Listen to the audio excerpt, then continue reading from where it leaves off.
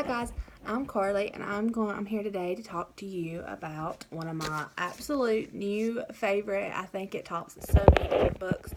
My new favorite children's picture book, and it's called Not Quite Narwhal, and it is written and illustrated by this lady right here. Her name is Jessie Sima, and she did a great job writing and illustrating using what children are so into today. Like, we see so many kids loving unicorns and loving bright colors and glitter and all that crazy things. So she really did a good job tying in and making it appealing to today's readers. So what it is this little unicorn is born under the sea, and he slowly begins to realize that his family of narwhals look a little different than him, and he just don't understand why, like, his tusk wasn't as long as everybody's, and he wasn't a very good swimmer, but his friends really didn't seem to care because he had been there forever, and they knew that he was different. But the little unicorn he wishes that he was like everyone else. And so one day he came up from out of the water and he saw something that looked really similar to him. And so he was just going to swim and just try to find it. Well, he had never walked on land before, and so he's had to overcome walking on land. But then it took him a long time.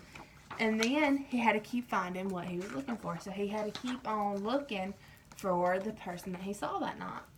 And so he finally found people that he looked like. And he was just so amazed. And he fit in so well there.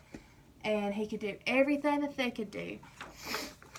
And so, but then he really missed the people that raised him, the narwhals.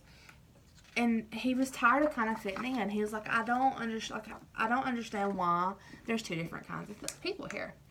And on his way back home, he realizes that the people that I was raised with, or the narwhals, are just as special as the unicorns that I just met.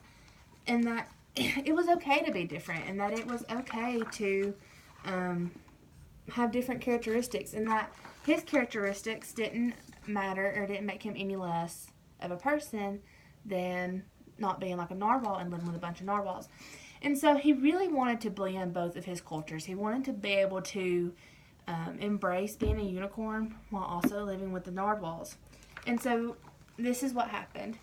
He brought his narwhals friends to the land, and they all stayed in the water, but the unicorns learned how to swim, and the narwhals learned how to stay above the water.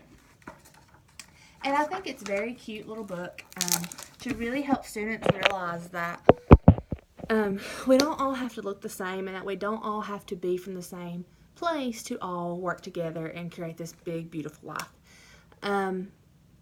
If it was me, I would use this book, and I really think I would target it towards gifted learners. I think that's a content area or an area that kind of gets pushed to the side, and they don't really talk about that enough. And I would, maybe let them make their own storybook. Let them talk about it. Let them design their own unicorn. Do anything. There's so many things to really expand on this book. And if you wanted to do it in like an EL class, you could find it translated online and just let them listen to it while you read it. You could give them more pictures, try to find more pictures of it, and let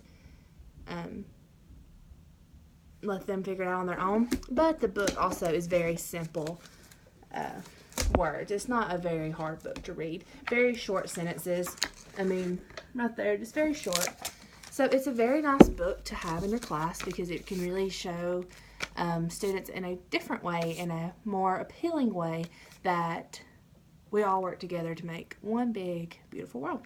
So this is my book, Not Quite Narwhal, and it's a really good children's picture book, and I highly recommend it.